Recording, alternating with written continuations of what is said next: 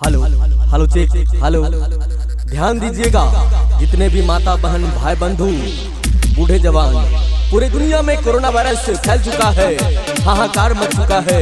उससे रहे सावधान, कोरोना वायरस से सावधान रहे। अगर किसी को भी किसी तरह का खांसी सर्दी हो तो जरूर नजदीकी अस्पताल में जाकर जांच करवाएं और अपने शरीर को स्वस्थ बनाएं। डीजे विक्रम बवाल।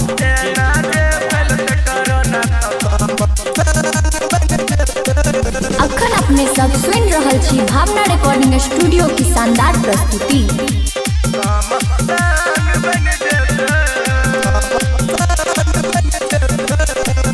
पूरा दुनिया में फैलल कोरोना, सबके जान चल जेते। पूरा दुनिया में फैलल कोरोना, सबके जान चल जेते।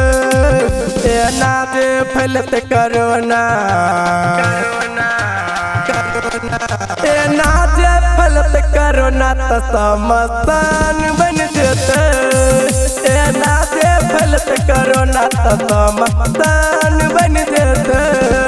पूरा दुनिया में फैलल कोरोना, सबके जान चल जेते।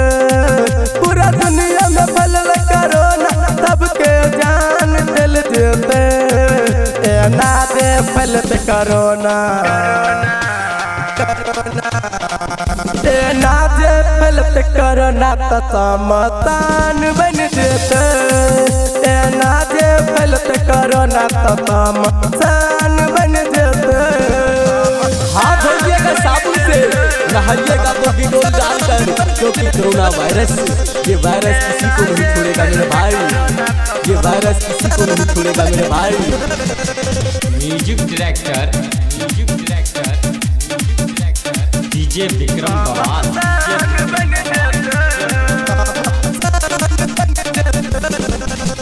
चीन जापान हिंदुस्तान में फैलल, अखन तक नया कर दवाई भैया मिलल।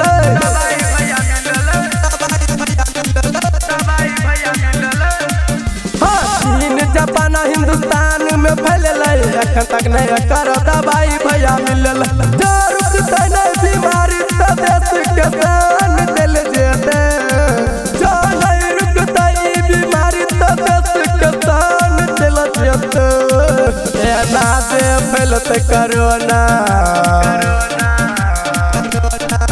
एना जे फैलत कोरोना तो समसान बन जेते। एना जे फैलत कोरोना तो समसान बन जेते।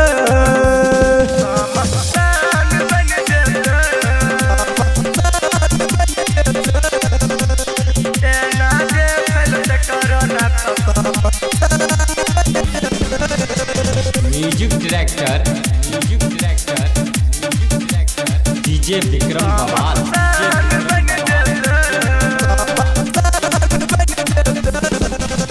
भीड़ भाड़ वाला तू जगह पर न जाई, हरदम भैया सब मास्क लगई हो।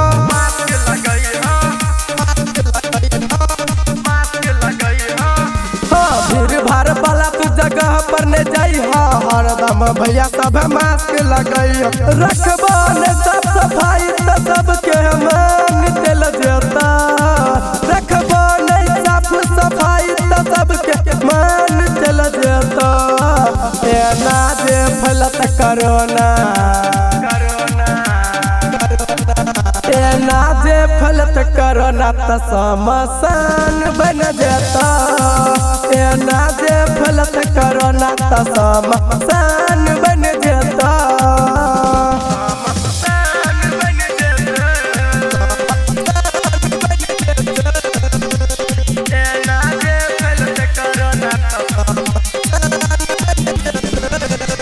Presented by Bhavna recording studio Nanaur Chowk.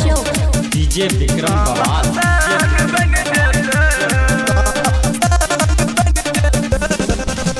Writer Ashok कह सुनल हो भाई, बालकृष्ण यादव करे छ सफाई।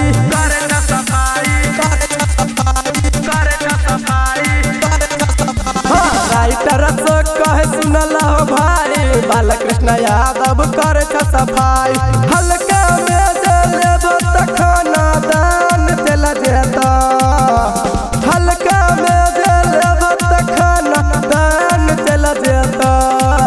एना जे फैलत corona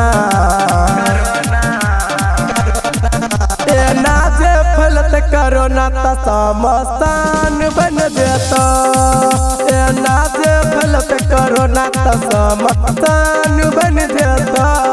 Presented by Bhavna Recording Studio, Nanor Chowk।